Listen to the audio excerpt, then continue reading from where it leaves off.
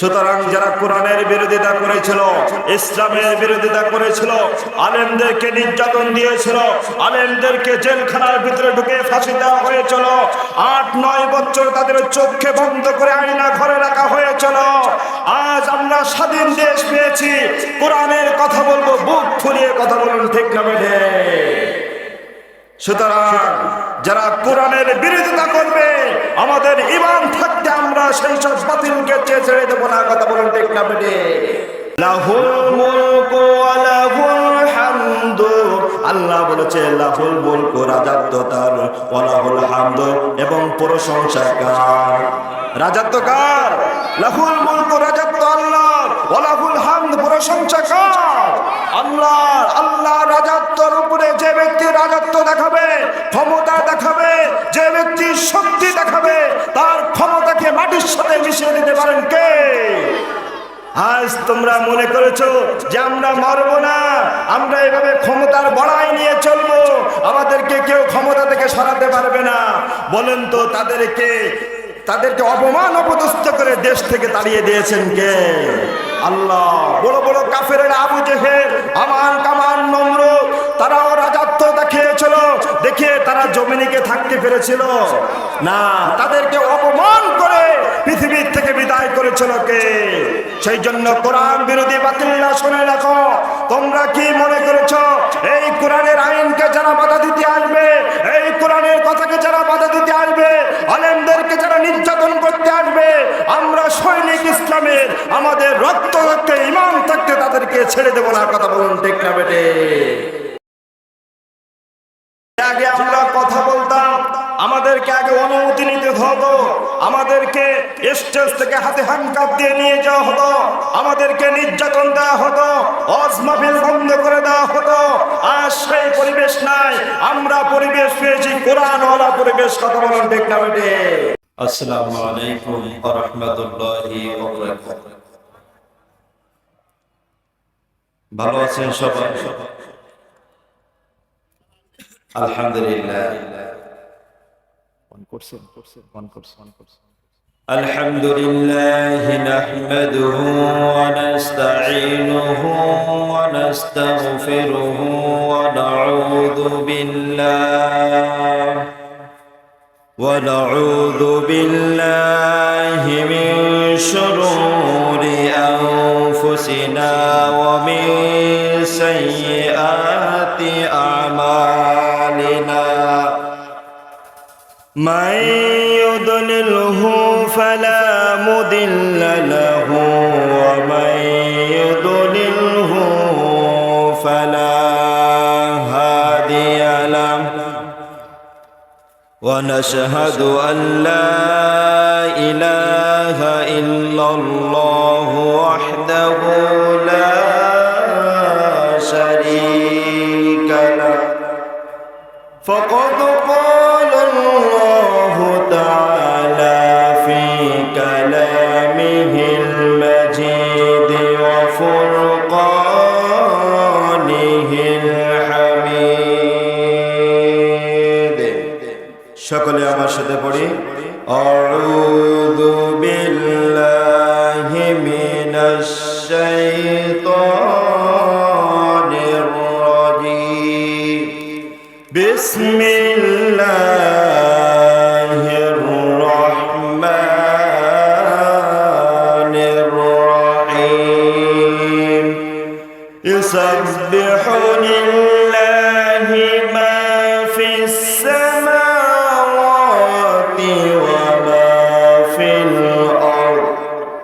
له الملك وله الحمد وهو على كل شيء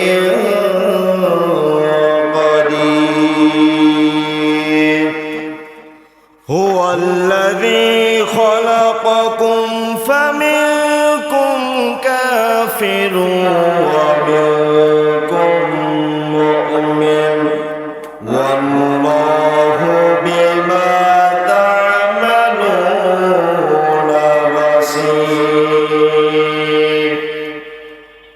وقال رسول الله صلى الله عليه وسلم ما قرأ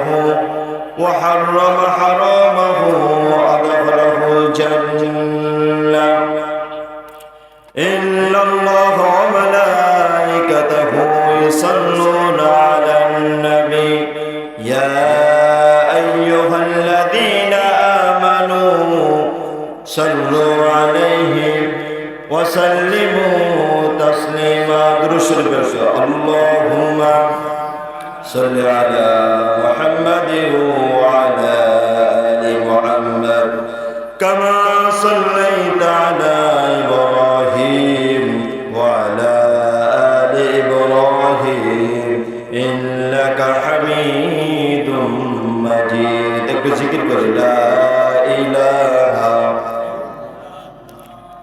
লা ইলাহা সুবহানাল্লাহ আলহামদুলিল্লাহ লা ইলাহা। কোরআন আমাদের সংবিধান, ওরাই সবাই তার বিজয় নিশান। কথা বলুন ঠিক না বেঠে? কোরআন আমাদেরকে সংবিধান, কোরআন আমাদের জীবন প্রাণ, কোরআন আমাদের জীবনের সবকিছু। কথা বলুন ঠিক না বেঠে? কোরআন আমাদের সংবিধান, ওরাই সবাই তার বিজয় নিশান। রাসূল আমাদের রাসূলুল্লাহ লা ইলাহা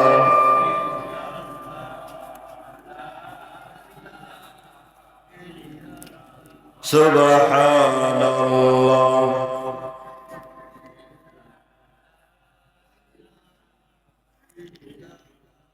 কোন একদিন এ দেশের আকাশে কালেমার পতাকা দুলবে, সেদিন সবাই খোদাই বিধান পেয়ে দুঃখ বেদনা বলবে।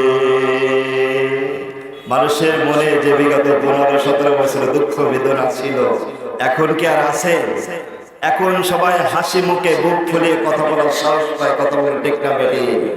সুতরাং যারা কোরআনের বিরোধিতা করেছিল, ইসলামের বিরোধিতা করেছিল, আলেমদেরকে নির্যাতন দিয়েছিল, আলেমদেরকে জেলখানার ভিতরে ঢুকে ফাঁসি দেওয়া হয়েছিল, 8-9 বছর তাদের চোখে বন্ধ করে আয়না ঘরে রাখা হয়েছিল। আজ আমরা স্বাধীন দেশ পেয়েছি, কোরআনের কথা বলবো, বুক ফুলিয়ে কথা বলুন ঠিক না বেঠে?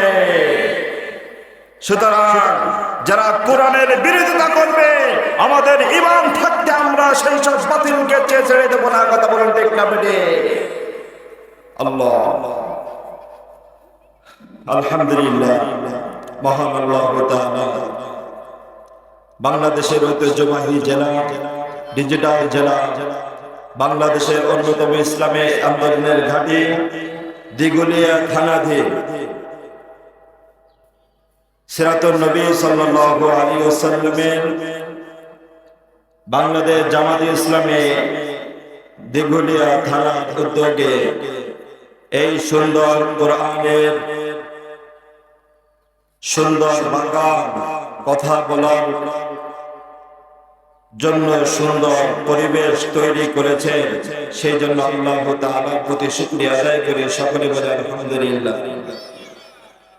সেই নবীর উপরে দুরূদ পাঠ করি, যে নবীর দ্বারা আমরা পবিত্র কোরআন পেয়েছি, যে নবী যে এই কোরআনের জন্য কাফেরদের কাছে গিয়েছিল, ইসলামের জন্য কাফেরদের কাছে গিয়েছিল, যাওয়ার কারণে যে নবী যে একের পর এক নির্যাতিত হয়েছিল, যার দাঁত ভেঙে ফেলেছিল, মাথা মোবারক ভেঙে ফেলেছিল, জমিনে অজ্ঞান হয়ে রক্তাক্ত অবস্থায় পড়েছিল, তারপর নবী এই কোরআনের দাওয়াত থেকে কি সরে গিয়েছিল? না, সেই নবীর উম্মত হিসেবে আপনারা আমাকে কবুল করেছেন কে? যারা বলেন কে? আল্লাহ। সেই নবীর উপরে কোরআন, আর সেই কোরআন পেয়ে আমরা সুন্দর পথ, সুন্দর আমরা সামনের দিকে এগোতে পারতেছি। কথা বলেন ঠিক না বেঠিক? সম্মানিত ভাইরা, এই সুন্দর পরিবেশ পেয়ে আপনারা খুশি না বেজার? যারা বলেন খুশি না বেজার? খুশি। এটা একটা জান্নাতের ফুলের বাগান। আপনি যতক্ষণ বসে থাকবেন ততক্ষণ আপনার আমার আমলনামায় সওয়াব হতে থাকবে। এখানে কোনো মন খারাপ করা যাবে না। আর যারা এক সময় এই সুন্দর কোরআনের ওয়াজ মাহফিলের কথা বন্ধ করে দেওয়ার জন্য চেষ্টা করেছিল, ওই সব বাতিলদের আজ কথা বলার কোনো কায়দা তাদের না। কারণ এখন আলেমরা জানে যে আগে আমরা কথা বলতাম, আমাদেরকে আগে অনুমতি নিতে হতো, আমাদেরকে স্টেজ থেকে হাতে হ্যান্ডকাপ দিয়ে নিয়ে যাওয়া হতো, আমাদেরকে নির্যাতন দেওয়া হতো, ওয়াজ মাহফিল বন্ধ করে দেওয়া হতো। আর সেই পরিবেশ নাই, আমরা পরিবেশ পেয়েছি কোরআনওয়ালা পরিবেশ। কথা বলেন ঠিক না বেটে?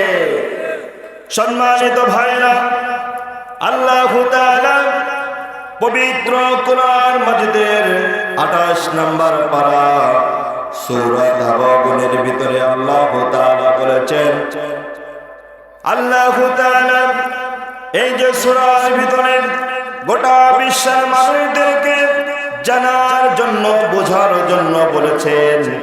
আজ আমরা এত হতভাগা মুসলমান, আল্লাহ কোরআনে কি বলেছেন আমরা বোঝার চেষ্টা করি না, যে কারণে কোরআনওয়ালা মানুষদেরকে কিছু মানুষ বাধা দেয়।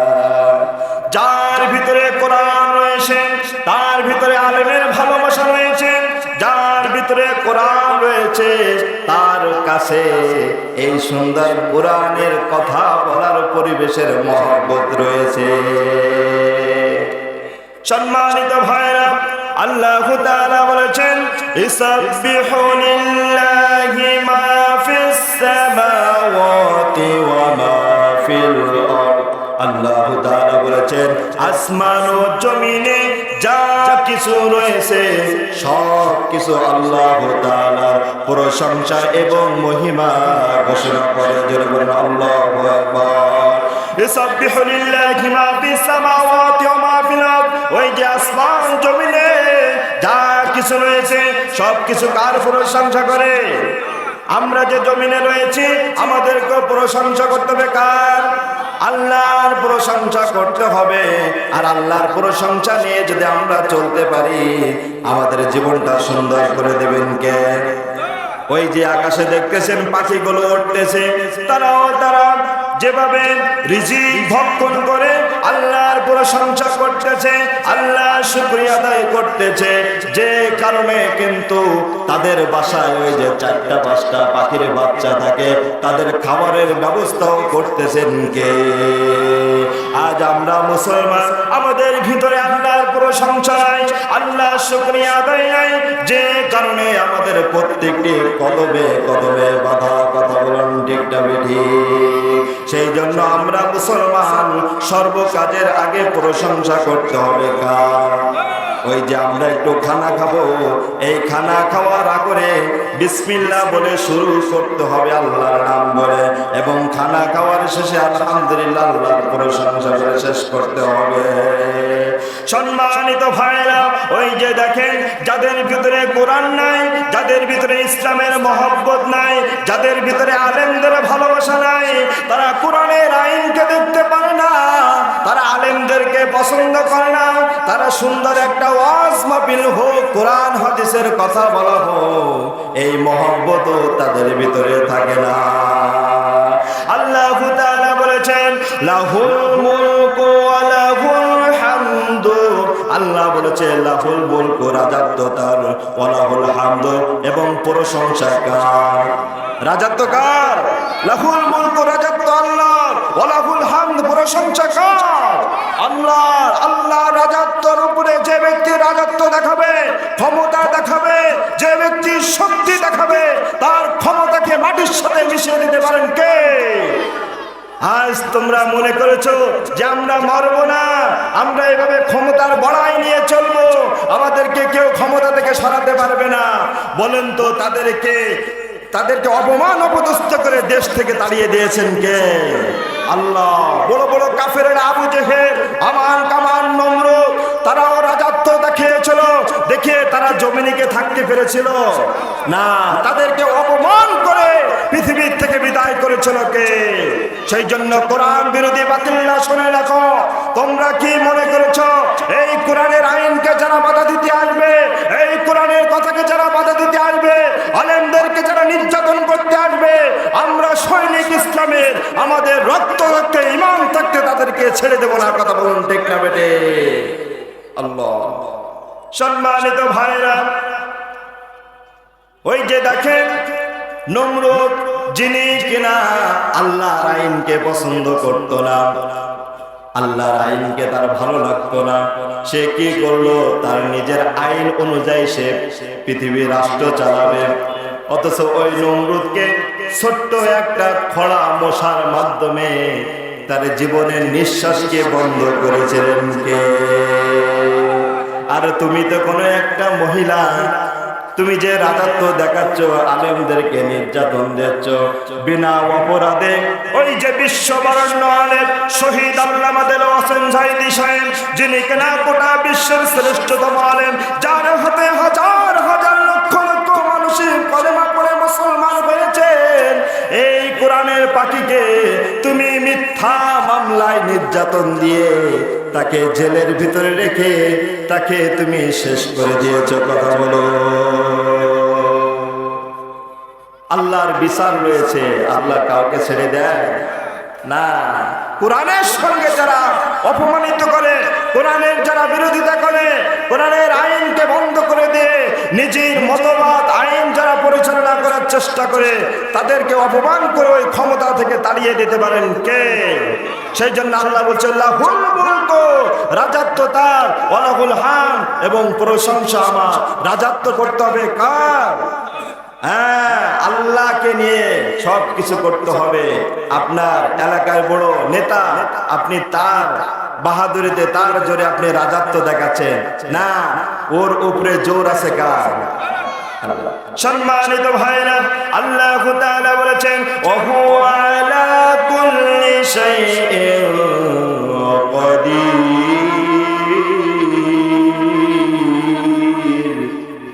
আর তিনি সব কিছুর উপরে ক্ষমতাবান।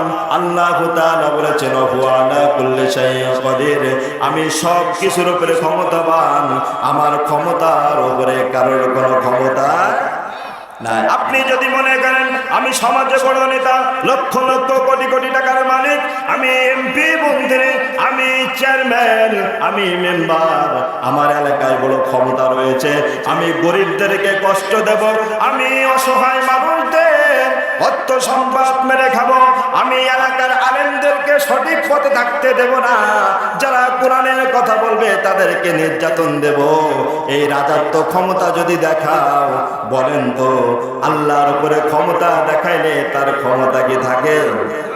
তার ক্ষমতা থাকে না, কখনো থাকবে না, কিয়ামত পর্যন্ত থাকবে না। ওই যে আলেমরা তারা জেলখানায় পড়ে আল্লাহর কাছে দুইটি হাত জোরে চোখের পানি ফেলিয়েছে, আল্লাহ আমার একটা কারণে আমি অপরাধী, আমি কোরআনের কথা বলি, যে কারণে আমাকে কারাগারের ভিতরে ঢুকে আমাকে নির্যাতন দেওয়া হচ্ছে। এই যে আলেম চোখের পানি ফেলিয়েছেন, এই চোখের পানি কবুল করে ওই বাতিল সরকারকে দেশ থেকে তাড়িয়ে দিয়েছিলেন কে?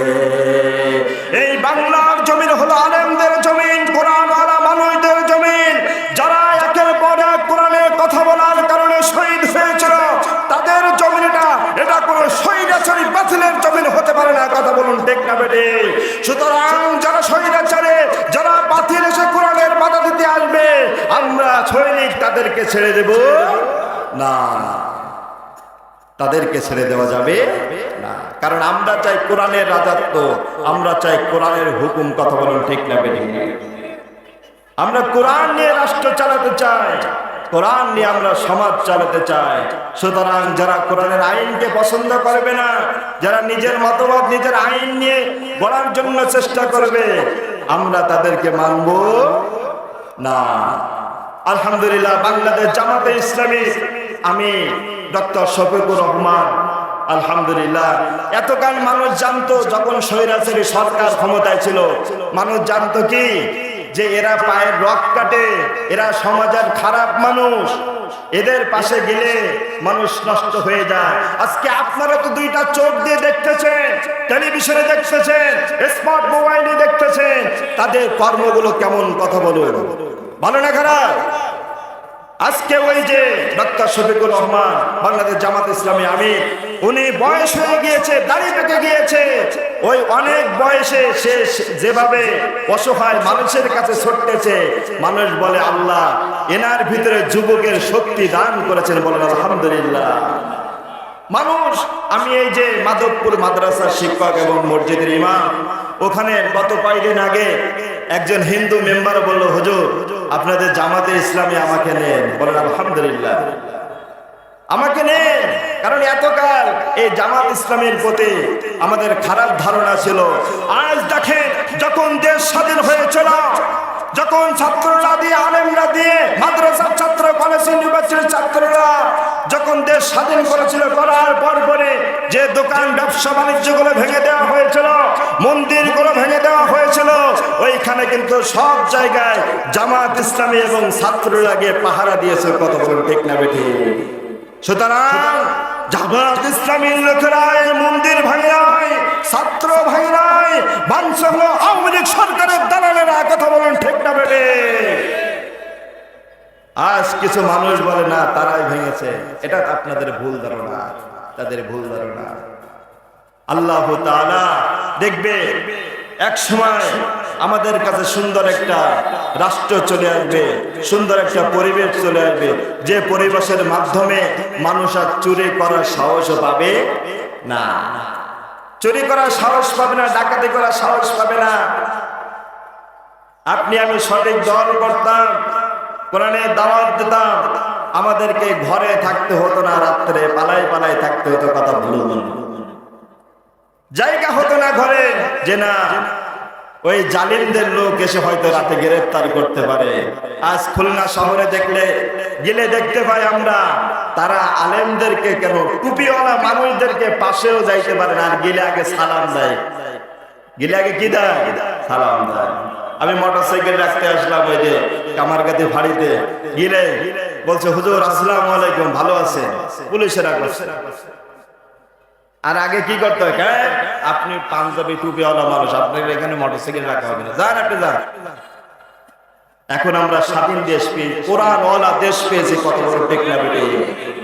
এই কোরআনওয়ালা পরিবেশ আমরা চাই, এবং এই পরিবেশ থাকবে, এটা আমরা সকলে চাই না? আলহামদুলিল্লাহ, আমাদের যতদিন আল্লাহ হায়াতে বাঁচিয়ে রাখে ততদিন আমরা সঠিক পথে চলার জন্য চেষ্টা করবো। পারা যাবে না?